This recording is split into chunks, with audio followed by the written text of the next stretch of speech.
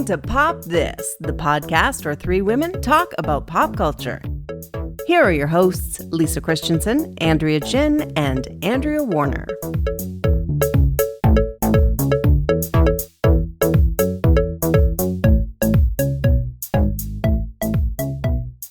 Okay, so I just did something really weird, and I need to talk about it because it made me laugh out loud. So I came in the house, and I don't know how, like you come in and you've got a bunch of things to do. So I didn't take my shoes off right away. I had to run and do dog things or something. Anyway, as I do, it's time to get into my comfortable clothes. So I've got to get out of my streetwear. And all of a sudden, I took my clothes off, but I didn't take my shoes off. So like I was standing in my room with my pants and shoes and socks on, but no tops, like nothing on the upper body. And I thought, what is this? Like, do either of you undress that way, or do you start with the... So I'm feeling a bit faint from the news about you running through your house with shoes on. I know. I'm having a hard time processing. Well, it just like, I don't know. It just seemed very... What does that mean? Do you have to mop your whole house now? I should. Yeah. I mean, the dogs were barking and everything, and I had bags in my hand, so I just came running in.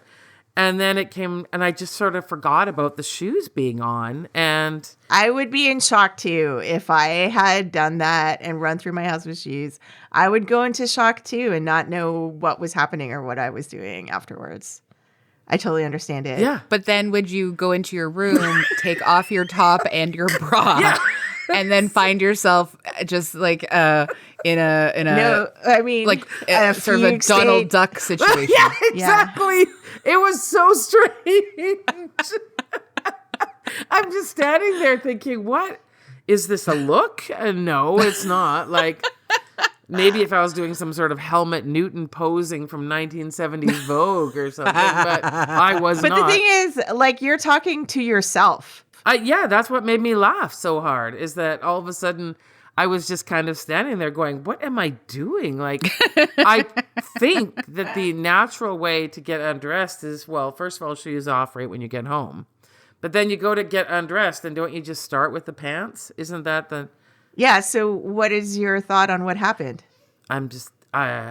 it was like some kind of wild thing that happened. It was just crazy. Oh no, is this leftover brain rot from last week? Maybe. Wow. Like, I don't know. Maybe I've just upset the order of life in so many ways, and now this is who I am. Oh, the Oxford English Dictionary is coming back to haunt you a week later after you trash their word of the year. I know, and here I am with my brain rot, leaving my shoes and pants on and just like what what was going on here? But so it is. I guess the only answer is that's what happens when you look at the internet too much. No, I think what happened is that you have like a muscle memory situation every time you get home. Typically, you would take off your shoes, do whatever, blah, blah, blah. And today you like disturbed the pattern. The order. And so of the universe. Yeah, exactly. Yeah. And so everything then was disrupted. Yeah. Who knows what's happening in New Zealand right now because you did that. I mean, I was not thinking butterfly effect, but great. Well, I mean, yeah, everything felt like I did everything wrong. Like I just felt, I almost felt like weirdly extra naked. Does that? Yeah. No, even though I that. wasn't quite naked, I felt more naked. Does that make sense? I do get that. I mean, I will also say that today I had to run through my apartment twice with shoes on after coming inside. God, I know, both of you. Look, I'm so sorry, AG, but I just, because I was out at two different locations, I chose, and this is, again, I did violence against myself. I know what I've done here. I chose to not pee before I left. Oh, well. And by the time I got home, I had to go so badly. It was either keep shoes on, run through the house, try not to pee myself while I pulled my pants down to get onto the toilet, or take time to take the shoe off and then just pee myself in the hallway. So I chose the lesser of what I thought were two evils, but both are not great options. Because obviously we've all been out in public, and so you have to go to a public bathroom, and you will pee with shoes on. But at home, I don't pee with my shoes on. That's wrong. That doesn't. No, of course I've not. never Yeah. even done Hate that. Ever. I hate don't it. think. I am just not listening to this conversation any longer because it's so disturbing to me. Now I'm thinking about like your shoes in your bathroom. Well, it wasn't. No, it's I not. just want to cry now. Again, Thank you. I didn't want it either. Nobody but wants this. It happens. Nobody wants this. Like, this is not. And I know, not a and I know choice. there are some people that A, wear shoes in the house, and B, who don't change into comfies when they get home. Like, that's my first thought, is how do I get Or C. out of my, what's C? Go to the bathroom before they leave the house. Well, That's an option too. yes. Look, I know the mistakes I made today, and I made them twice. That's the amazing part, as I made them twice. Like, I was just not ready to learn a lesson at all today. You were not ready to face the day. And think about that tomorrow before you set out. Lisa, also from this story, Yes. be really aware of what you're wearing before you leave the house. Yes, would I say. know. Just in case. Because this happened. Just like pause at the front door and just do a check. But I mean, it would have been easy, and I won't do this again, because it was quite alarming, the whole thing, the whole situation. It's almost like I don't even know who I am anymore. Wow. You know? What a film to have an existential crisis before you talk about it. Like, I gotta say, what a segue. I don't know who I am anymore. That is like literally one of the lines, basically, that one of the characters says. Our Everett might not know who he is.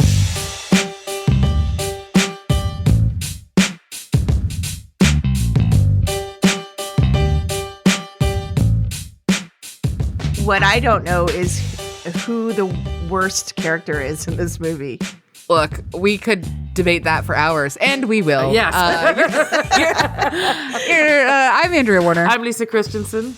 I'm Andrea Gin. And you're listening to Pop This. And look, friends, I just want to say, I think it's kind of amazing on some level that we have, for the last 10 Christmases previously that we've done this podcast, we have committed every year to doing Love Actually versus The Holiday. We've done it. We're going to do it again next week. Don't worry. Year 11 is going to happen. Don't worry. Don't worry. If you were worried. In case you were. It's back. It's back. Don't worry. But the fact that we have never done The Family Stone is honestly a minor miracle.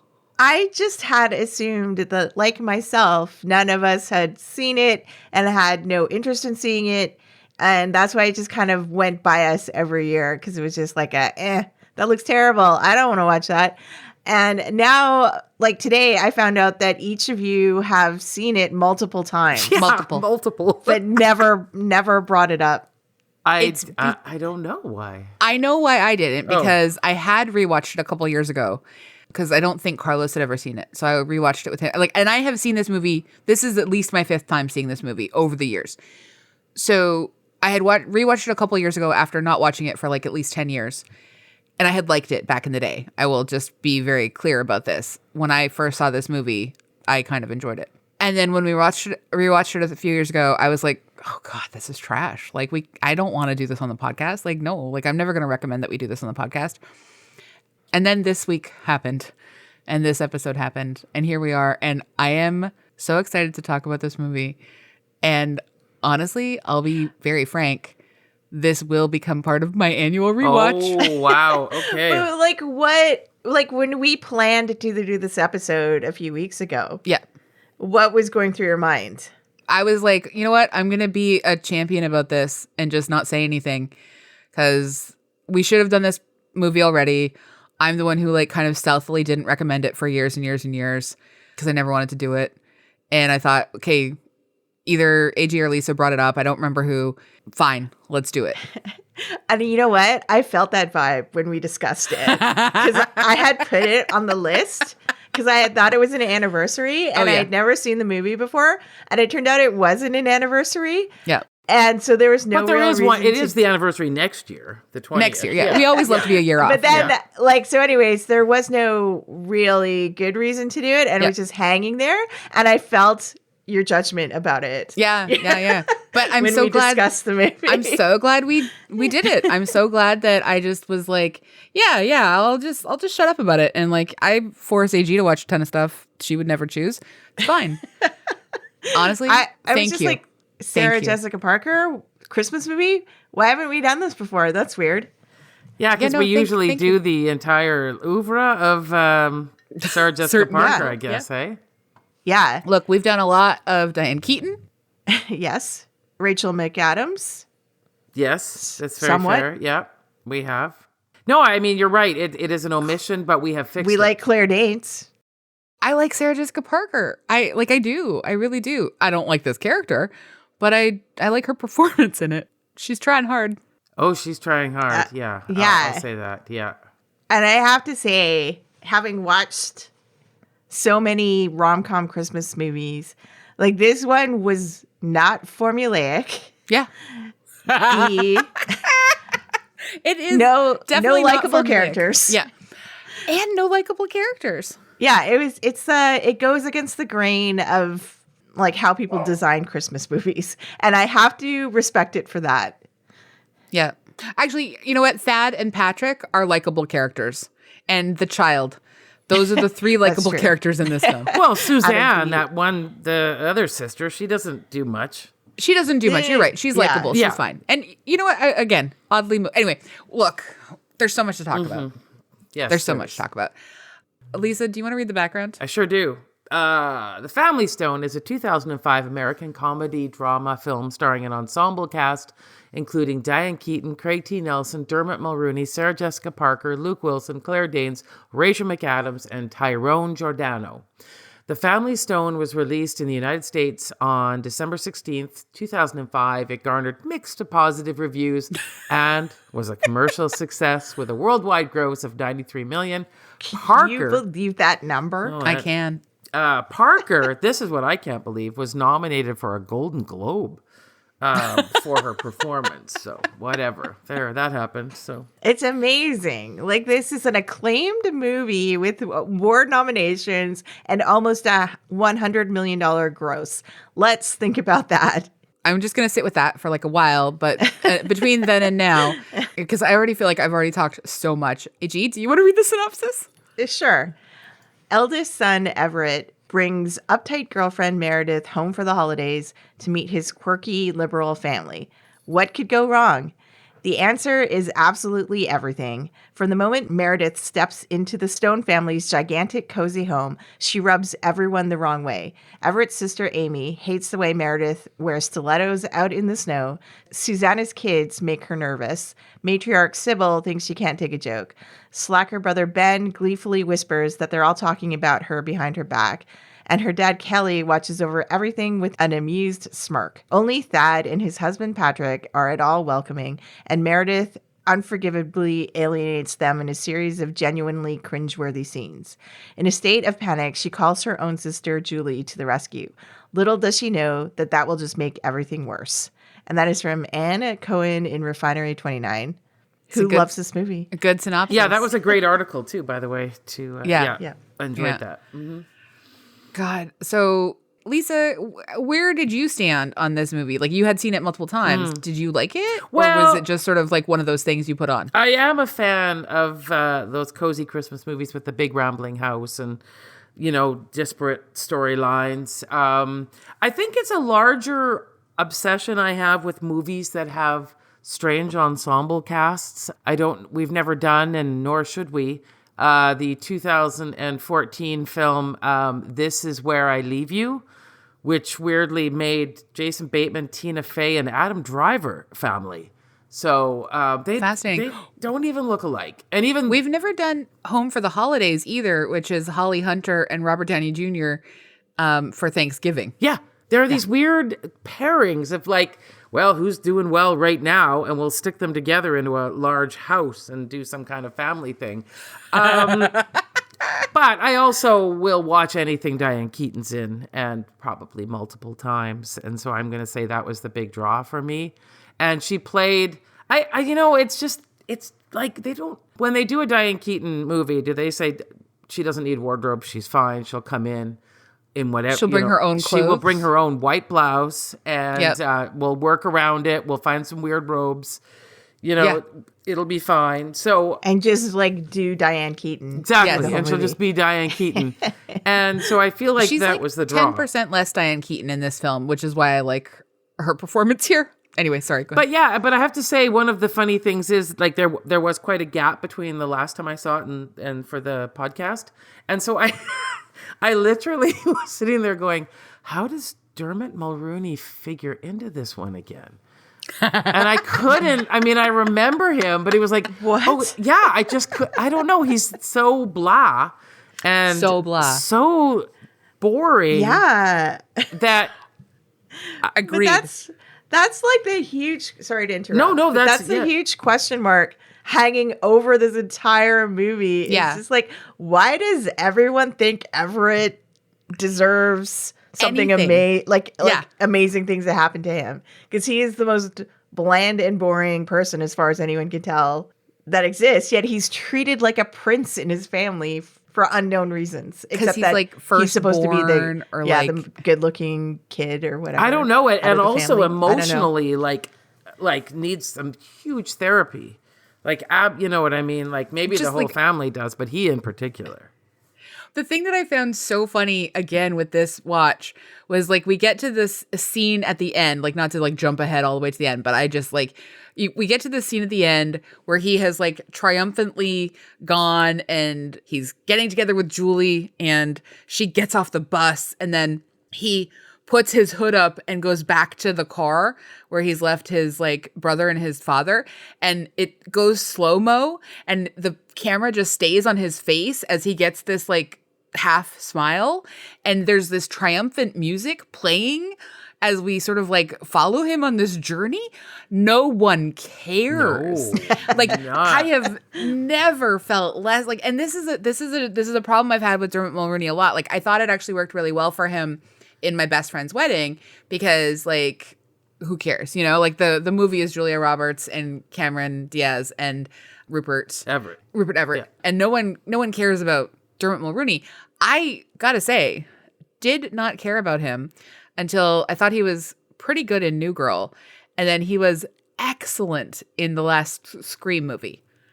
Yeah. Well, I guess he had some stuff to. I don't, like this one was Nothing. no. Like I said, I couldn't remember. I was like, oh right, he was one of the brothers. Like I He's just like the lead. He's the lead. is he? Yeah. I guess you're In right. this ensemble, he's the lead. Wow. Okay. I mean, you're right. The movie opens with him, and Yeah. But we're supposed to think that like he's the center of his mom's world, he's the center of his sister's world. it's such I a don't know. confusing. Like I don't know. It is fair to say it is surprising considering this film and this success. I think it's just people liking cozy Christmas movies and maybe Diane Keaton because it makes no sense at all. Like nobody's motivation is, it doesn't like, it just is off the chaos. charts chaos and makes no, like how does Sarah Jessica Parker in particular go from that woman at the beginning of the movie to long-haired gal at the tree with Luke Wilson? Like it makes zero sense. Yeah, there's a lot of beats skipped in character development here for sure. And it all happens over a day, right? Is it a day? One day. One day. One day. Yeah. But like that's kind of like I think that this might like one of the reasons I think that this movie does appeal to people is because it is so chaotic, it is so messy, a lot of things don't make sense, and like that's actually quite relatable for people with like larger families or who have had that larger family experience, or people who have never had that larger family experience can feel better about their lives watching this train wreck, And I've been on both sides of that sort of like little coin, in terms of like the huge family gatherings we had as a kid where everything was like just too many people and you're only getting together like once a year and it's all it's all absolute chaos and madness and way more children floating around too. And then like as I'm older and I don't have that anymore, it's like much sort of smaller controlled sort of things. You kind of wish for the frenzy of like the mess and people being forced together who like maybe do love each other, but like don't necessarily like each other or even understand each other. Okay, so but just imagine, let's just try for 1 second to imagine this is real people, right? And so it's 1 to 2 years after this. So we see them 1 year after at the end. 1 year after, right? yeah. But like let's give it another few months and somebody saying, someone in that family going, oh yeah, that was that crazy Christmas when our brother brought home this girl who called up her sister. And then his girlfriend ended up with my brother. And then my other brother ended up with her sister. Like, Yeah. Like if anybody said that I to think you just black out that Christmas. yeah, you would be That never happened. what? That happened to you? Like, And I will say the whole time there's this really bleak, tragic future. Yeah, you forgot hanging about the over your tragedy that family happened. yeah. Of like your mother's breast cancer has returned. Doesn't- It's not good. And she is trying to hold off on telling you all that she's likely dying. But you figure it out and still don't care. And still cannot keep your dick Yeah. in your pants. just can't What focus a Christmas. on your mother. Even when we have a good, beautiful speech, which, you know, like the Dermot Mulrooney is wanting to get married to somehow not think about his mother dying. Or give her a wedding. Giving her a I don't understand that. But then even when he sort of understands this and they have that moment in the kitchen, he still takes off after her sister.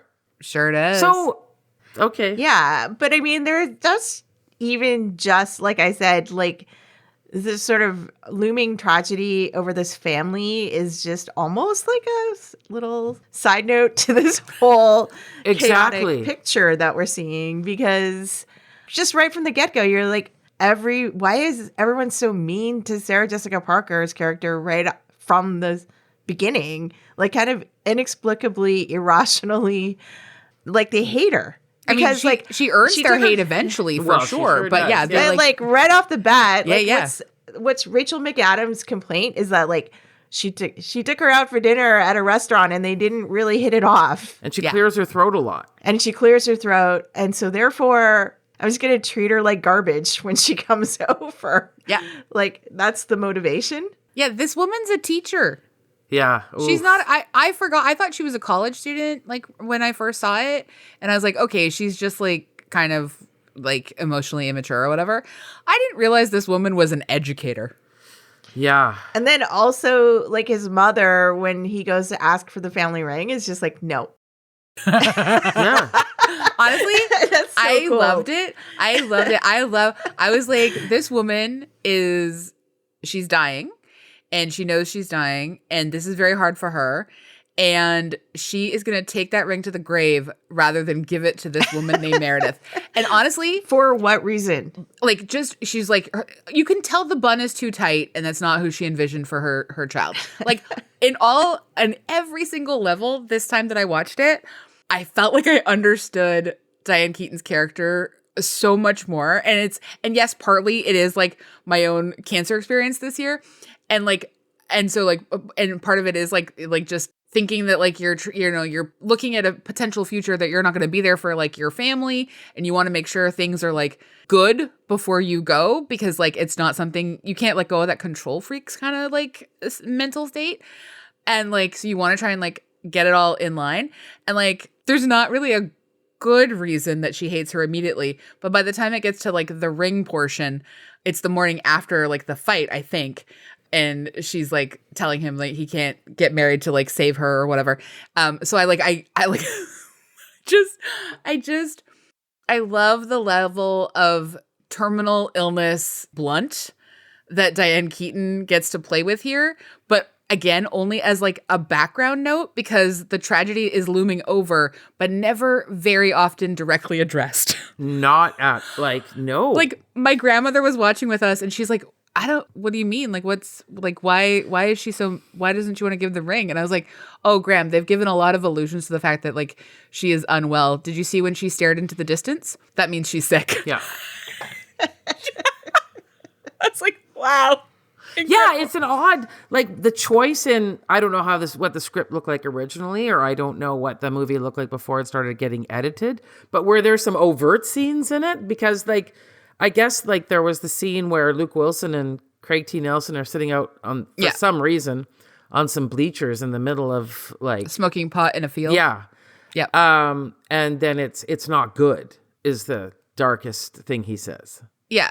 And I mean, we don't get like a full understanding of it until, I mean, I do think an incredibly powerful scene is when we see the mastectomy scar. Like I really love the scene between her and Craig T. Nelson, and we see that scar and we have them like have this moment. Like I love the fact that the cancer is not the overwhelming thing about this movie, but it's also incredible that it's not at least addressed a tiny bit more directly at any point. Yeah, because we're so used to that in movies. Like it's either it opens with a death and that results in what happens to the characters afterwards, or like someone's actively dying. Yeah. Or like it's very rarely something that's just hanging over people quietly and will happen like it's just like even in the like I guess before the prologue of the movie happens, and it kind of has no fanfare or real acknowledgement. I do think that is actually kind of like a little bit real in that like it is.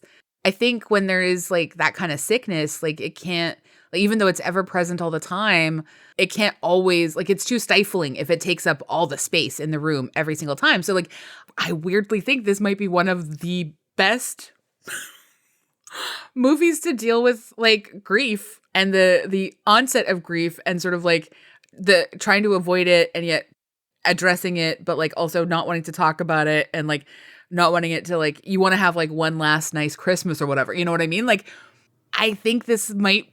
That's a large leap, because what is confusing again about this is that are the kids acting like jerks because they're sad? Or I think they're just lousy children. People? I think they're a little bit jerky, selfish. Yeah. And so and then just also because it's one of the things that I notice every time is that there's so much always being told in women's clothes. And so at the beginning, this high heels and pulled back and pink blouse, Sarah Jessica Parker. And at the end, she's letting her hair down now as this is her, I'm happy.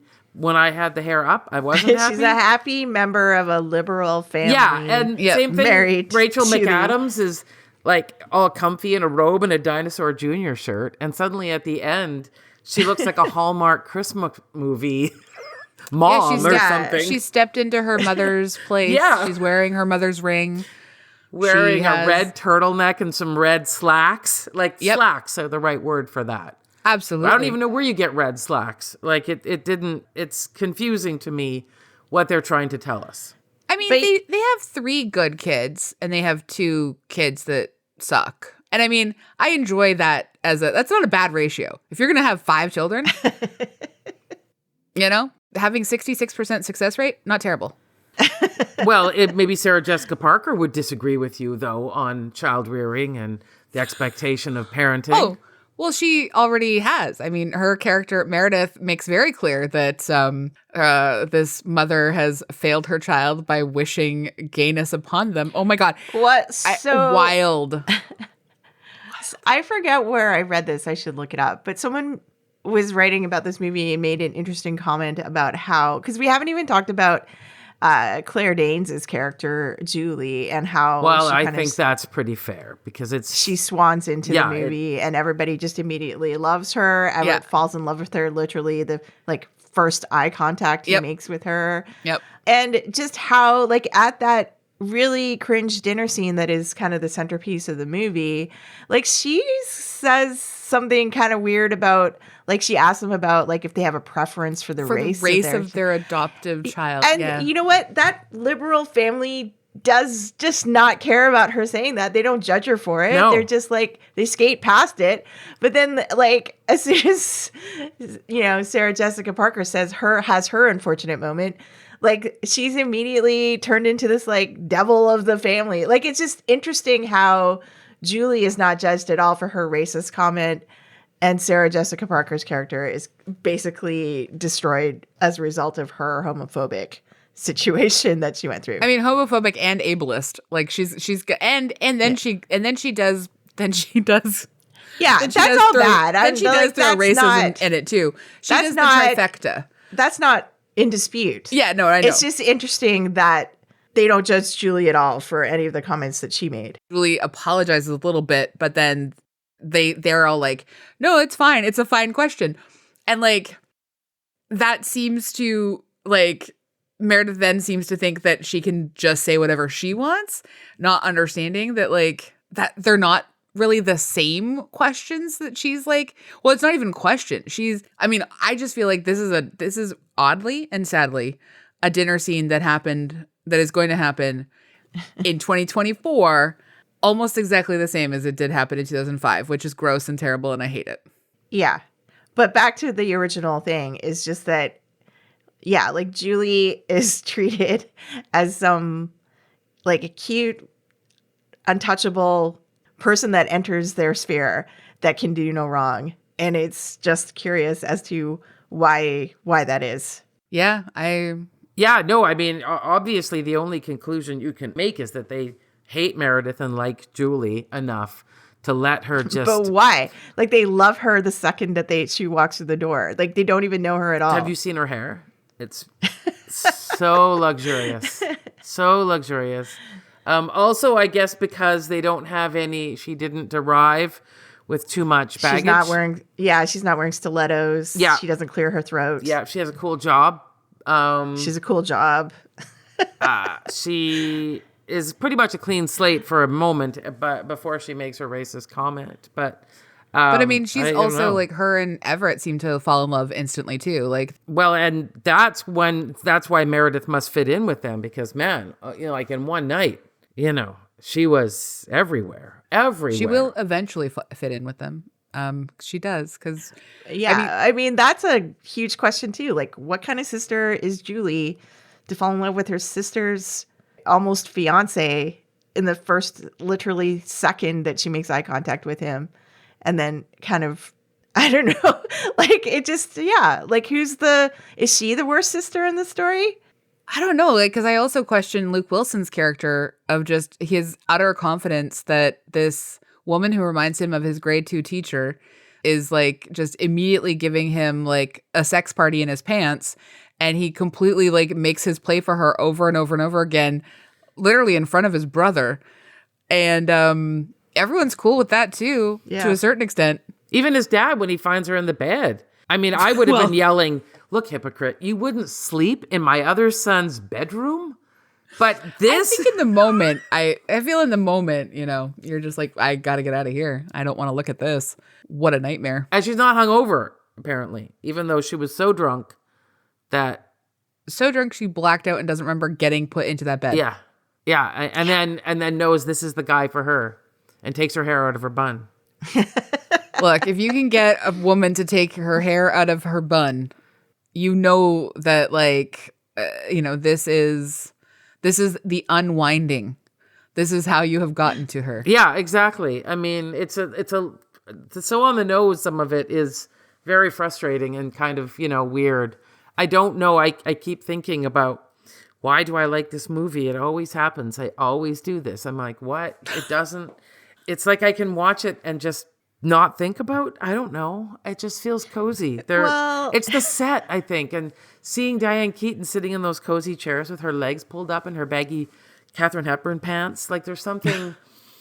And people love stories that happen in rambling New England homes, right? And with big families, but I think that It's interesting how it works on a couple levels too. Like if you've ever been the outsider going to like another family celebration, like you kind of like they kind of did capture that feeling of like how people can not always be that inviting to you if you're not like a likable person like Julie.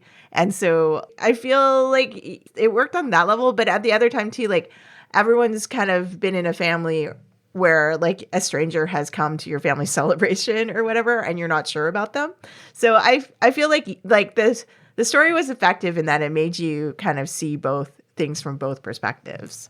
Yeah, I think it does capture that really well. I mean, I remember the first time I met Carlos's whole extended family in Spain. We went for Christmas, and it was like a big deal. Like we were living together, but we weren't engaged yet. And it was like the whole family. So it was like a bunch of aunts and uncles. His abuela was alive. Her sister-in-law, their tia, was there. All the cousins, and then the cousins had started to sort of have kids a little bit. Anyway, it was like 28 people, like down this like giant long collection of tables side by side by side, having this massive Spanish Christmas Eve feast. So we started eating at like 10 o'clock and didn't finish till like 2 a.m. or whatever. So there's like course after course after course. You know, obviously everyone spoke Spanish, but not me. But like I went in there with the understanding that I am the outsider and I need to try and be friendly to people and try and engage with them in a way that like meets them where they're at instead of the expectation, you know, of anything. Did you wear stilettos in your hair in a bun? I did not. Okay, well, that was a big part of my success. That helps a little That's bit. the thing though. Like Yep. you're a friendly, sociable person, right? Yeah. Like who likes talking to people. Like not everybody is like that. No, I know, and I get that. But that's the thing. Like, I think that's why I think that's another reason why this movie kind of works is because, like, again, Meredith is pretty unlikable. A lot of the other characters are also unlikable, and we understand that, like, yes, Meredith has to become more likable at the end, hopefully, just because, like, her unlikability isn't just that she's like nervous or like it's like rooted in something a little bit darker, but like it's a lot of judgment and a lot of ignorance, which is weird because, again, she's some high-powered executive from Manhattan who has like spent time. But I think she's just deep in her like white ableness, and I think like her transformation, while like kind of unrealistic, is helpful in making the movie go down a little easier. Like if she continued to stay super rigid and like utterly unlikable, I think it would be difficult with this movie. You know, it's interesting, that conversation about the unlikability of Sarah Jessica Parker in this movie. But then I started thinking to myself, when has she ever been in a movie or TV show where she's been traditionally likable? Has she ever? Yeah. What? She, like, as a lifelong Sarah Jessica Parker fan, her character is extremely likable in Footloose. Okay, well, she wasn't starring in that. She had like 6 lines. Her character is also extremely likable in the movie that we watched a long time ago called Girls Just Want to Have Fun, where she's like the girl who wants to dance. Okay, teen I'm dramas, just saying, like, but what about she has I think she's good at likable, and I think she's good at unlikable, and I think the real star power of Sarah Jessica Parker is she likes playing complicated women. Yeah, no, and she does it with charm. I mean, I'm sure it is. I'm certain she's chosen all these roles for a reason. It's just an interesting thought I suddenly had, which was, wow, when has she played likable? And yeah, you're right, square pegs too on TV. But I was talking about her more adult, like, you know, after Sex and the City, she got a lot of these kinds of roles, right? Like failure to launch and all these kinds of things.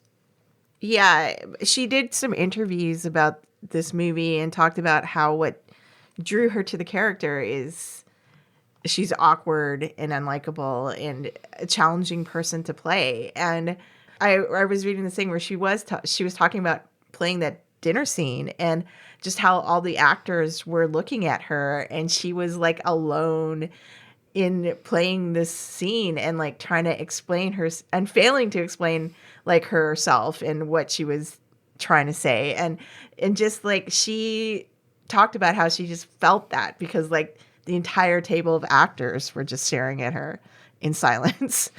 And she just actually relished playing that role because it was so you know, it's an interesting woman to play.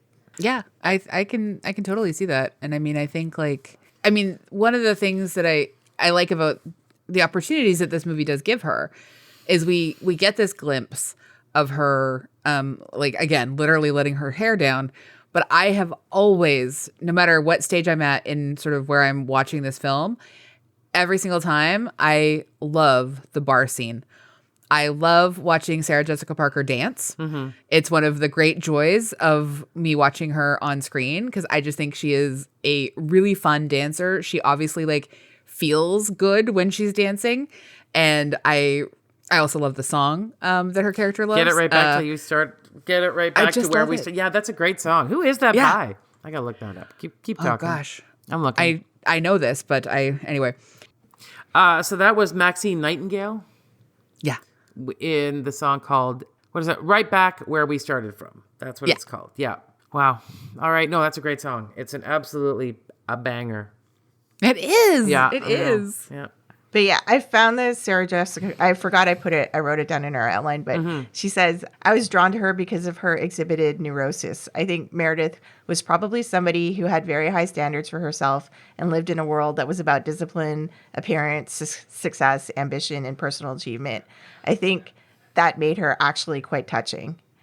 I really liked her, and I was sorry she suffered so much and that she was so hard on herself and so hard on others. She was making an attempt to have a full life. A life she thought was a portrait of success. I found those qualities very human. Wow, that's a lot for one day. Really. I mean... I do think, I find it always, so... It does resonate with me, when people are really... this is something we've talked about a lot over the last, month, actually. Is just a life that she thought was a portrait of success. Mm-hmm. Yes. Yeah. And I just I do think that that's so interesting. And especially when that's challenged, I wish I understood the shortcut that Luke Wilson's character, who is a documentary film editor, by the way, if we can recall, and who is cool, but kind of serially sexually harassing his potential sister-in-law. Mm-hmm. So that's less cool. But Luke Wilson is, again, such a charming kind of actor that I don't know. I'm always sort of on board with what he's doing, which sucks. But watching him repeatedly say, or just try to tell us things about Meredith's character that are not written on the page, that are completely unearned. Well, he said I can see you're a freak, but you don't know how to fly your flag. You have to let your freak flag fly. Yeah. Which, again, one of my favorite lines in cinema, I gotta say. I've said that to myself so many times. So I will give a shout out to the very kind of underrated and has not done a ton since, Thomas Bazooka, who wrote and directed this film. And has some curious credits, but this is definitely his biggest production, I think, all things considered, but has not had the same kind of chances so far. Yeah, if you the list of the cast is just incredible. Yeah. So many huge stars in this movie. I think also... But for the success that this film was, you'd think that Thomas would have been able to capitalize on that a little bit more. But maybe because the critical response was this is a weird mess. I was going to say, too, that I think that the reason Luke Wilson gets so much slack is that in 2005, the pothead was still kind of a, him and his pothead ways, because remember how he dressed? Yeah, and there's in everything about him that we were meant to believe that this was all a result of marijuana. I guess that's true. His lazy attitude, his whatever, man. Well, he's very confident and calm. Mm-hmm. But pot, that's all pot. He's got an assuredness about him that's very chill. Yeah, I'm kind of surprised they didn't do a scene with him and his mom smoking up or some. It'll help you with the symptoms or whatever, because that's the general thing you see in those cancer movies. Well, again, this is not a cancer movie, even though it's absolutely a cancer movie. Yeah. Yeah, I know, Come for the warm family drama, leave with a cancer story that scars you forever, they don't advertise it that way. No, they sure don't. Yeah, But I really do. Oh, God. Guys, It's sort of like my impression of like going into this movie not knowing anything about it. Was just that like Sarah Jessica Parker plays an unlikable woman who has to go to Christmas dinner at somebody's house, and like nothing, they don't mention anything about like this cancer story happening to this family at all anywhere in the promotional materials, Except for the beginning where we see her staring at the tree. That was our sign, right? that's our sign. That's our sign. All is not right in Whoville. Yeah, exactly. But like, so like, I know we've talked a lot about my having cancer earlier this year on the podcast, and I don't mean to take up more space in this like sort of like discussion than I already have, but I will say, and like you two already know this, like, so we're recording on a Wednesday night. On Monday night when I watched this, I thought I was a week away from like finding out whether or not I have colon cancer. And so I was watching this in a very different mind frame than I am currently right now. Whereas yesterday, the Tuesday, I found out I do not have colon cancer. I found it a week earlier than I should have. So yay, no colon cancer. Super exciting. I love to talk about colonoscopies and polyps with everyone whenever they want. But like, to watch this on Monday night when I was thinking that perhaps I was going to have colon cancer for Christmas and that I was like a third potential cancer this year, like I was really quite beside myself watching this film on Monday night. And that might be why it resonated with me for like so much harder and so much more. But like, I think that might be why like these moments become so personal for a lot of people. My understanding of this movie now is just different than it was any other time I've watched it in the past. And there's this piece that you included in the outline, AG, from Sophie Corser from the LA Review of Books. And she's talking about her own experiences with like having that last Christmas with a family member who's tragically ill. And like one of the things she says that I think is like, I don't know, it resonated for me, is that like the family stone is not something that's already happened, nor does it happen right at the beginning of the film. It isn't tidied away safely in the background. It's not a framing device. It doesn't clear the way for romance, nor make space for feelings to be felt and events to unfold.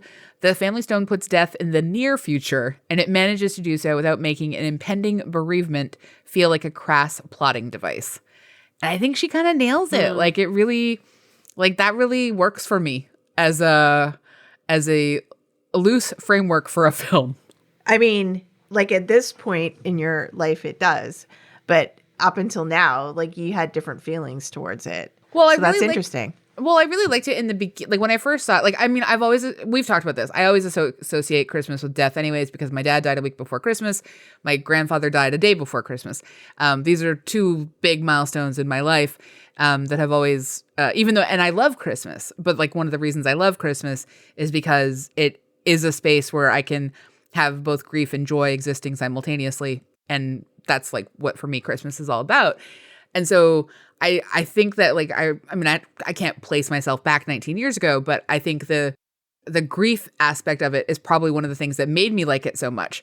And then when I got like a little bit, maybe say like 8 years ago or even 3 years ago when I watched it with Carlos, I was more stuck with the unlikability was kind of like a bigger factor for me. And I was having a really hard time with like enjoying that, but I was still there for the grief. Like I've cried every time I've watched this film. This year, cried a lot more. Yeah. But like this movie always gets me on some level, even the years where I've watched it and have not liked it as much. Yeah, I was really surprised by that when I watched this movie. And even though it's the first time I watched it, because I expected it to be a kind of lightweight, predictable romance that we're so used to seeing. Like, you know, Christmas rom-coms. Like, think about the ones they're presenting us on Netflix this year and like what happens in them. Like nothing. Yeah. And so they didn't even save a small town, guys. This movie is such a roller coaster of chaos because I was like mad that like I was just really like, why are they so mean to Meredith? Like that this is so irrational. This is making me mad. And then like she has that horrible dinner scene in the middle, and then the like whole thing about their mother dying, and this like chaos of like trying to figure out which person ends up with which person, and like this seemingly randomness of it. And at the end of it, it just like kind of careens to this very somber ending. And I just like was left at the end of it being like, I have to respect it. They are not doing a typical Christmas movie, and I have to respect it. They had a vision. Yeah. You know, and and I was like really sad too when you think about like, the bar scene was good, but what the heck was McCluskey or whatever that bar was called open on a Christmas Eve? How depressing is that? It's people got to have somewhere to go. Yeah, I guess, but it's a small town, you know, and with a cozy inn, apparently. Like, I don't understand the size of this town at all. I have also, zero understanding of the side of this town. Some kind of jewelry store that has 3-carat diamond wedding engagement rings. Like, where is this? Is it Palm Beach or like what? What is It's this? New England, Lisa. Oh, okay, sorry. Those kinds of things are all possible. Okay, there we go. It's all possible in New England. I have a question. When Meredith says, you all see me as this bee from Bedford, where's Bedford? Massachusetts? Is that like in Boston? Is that Yeah, like I think it's probably like a well-to-do like Gotcha. town. Yeah, Gotcha. area. okay. Gotcha. Yeah. Like, I mean, I do like, there's just like, there's so many wild swings in this film.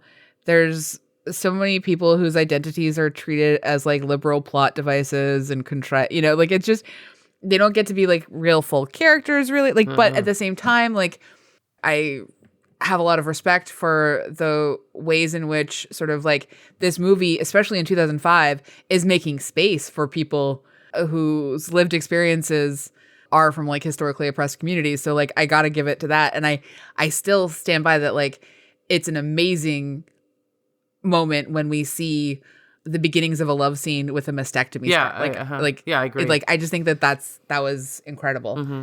Yeah. But this movie is a disaster. Yeah. And I love it harder in 2024 than I ever have. It's like a little preview again of your thoughts on Love Actually. It's exactly. I mean, there could not be two films more closely linked for you. I don't feel as disrespected as an audience member by this film as I do by Love Actually. Mm-hmm. Oh yeah, no, fair. you probably shouldn't. Yeah. Yeah. No, I mean, Love Actually for sure does not care about you at all. Can I slip in? Like me personally. Thanks. I knew it. I always knew it. It doesn't care about women. Like that. I just like that's the identifier that I'm going to say. Is like there was a it does not headline care about last women. week in The Guardian. Julia Roberts said that Richard Curtis contacted her because he wanted to do a divorce movie about Notting Hill. Wow. And she's, no. And why would you ruin that? Like, you made so many horrible things, and that's not a great movie. But at least at the end, it's very sweet. And you want them to get divorced and make a movie about that? He's a monster. That man is a monster. Wow, you all are already starting next week's Oh, I'm episode. ready.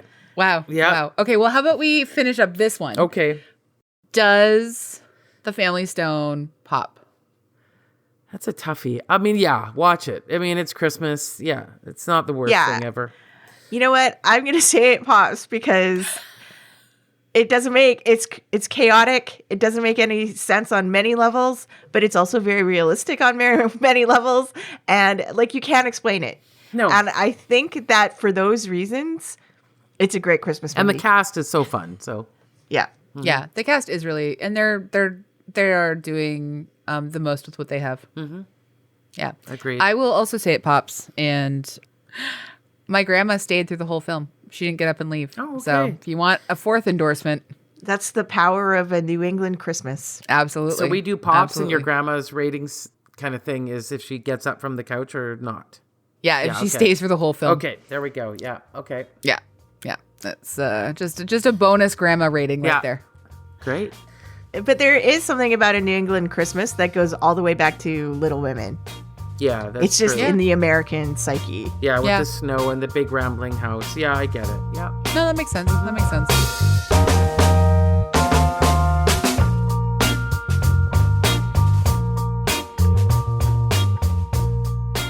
Well, we love to leave our episodes on other things that we recommend. Lisa, would you like to go first? Yeah, so completely different from this. Not cozy at all. In fact, very upsetting is the new fantastic spy show on Netflix called Black Doves. It stars Keira Knightley. I'm trying to say his name correctly. Ben Whishaw? Is that? Yep. Yeah, okay. And both of them are amazing. 6 parts. It is so grueling and upsetting and violent and over the top, but also really suspenseful and a wild character to play for both of them. So anyway, I'm in the end of just finishing the 4th episode, and there's 2 more to go, and it is a wild ride. Wow. Mm-hmm. All right. Yeah. Amazing. AG, how about you? I'm going to go in a completely different direction because I know that all of us are just running on fumes. It's the end of the year. We're heading into deep holiday season, and you just want something like dumb and easy to watch. And there's a show on Disney called Dr. Odyssey. Have either of you I heard do of know it? this one. Yes. I haven't watched it yet, but I And want you know, to. I went on a cruise this summer. Yes. Yeah. Yeah.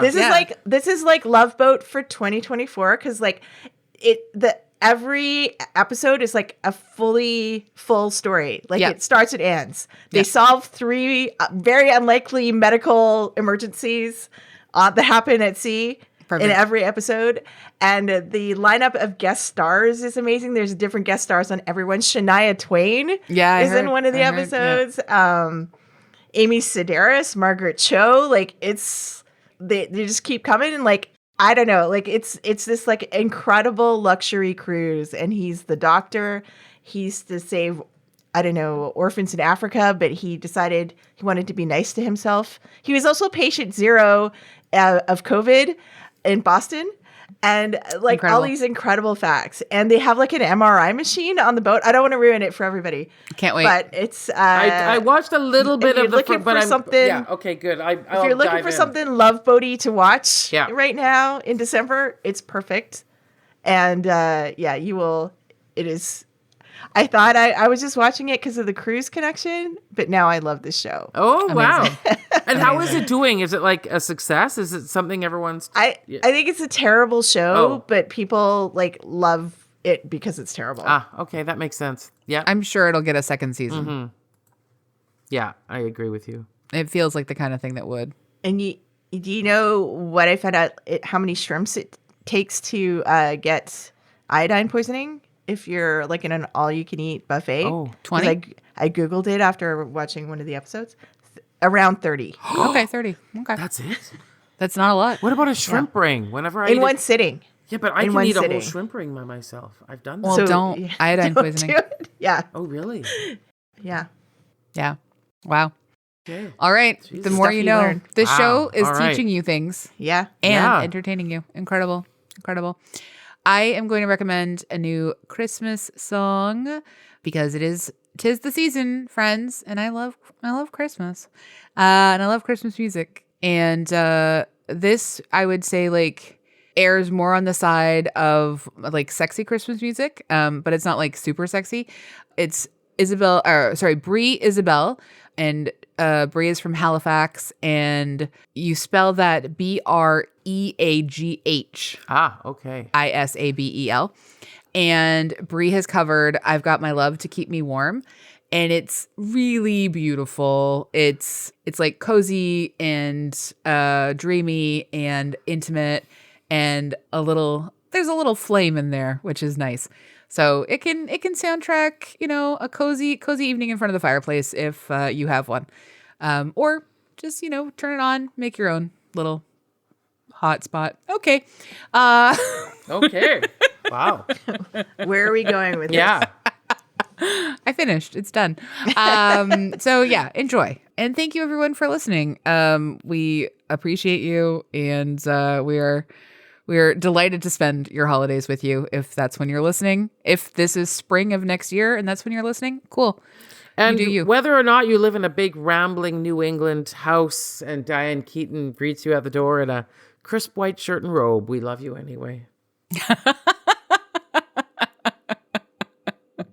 Yeah, and if you want to tell us about that, because if that is your life, I want to know.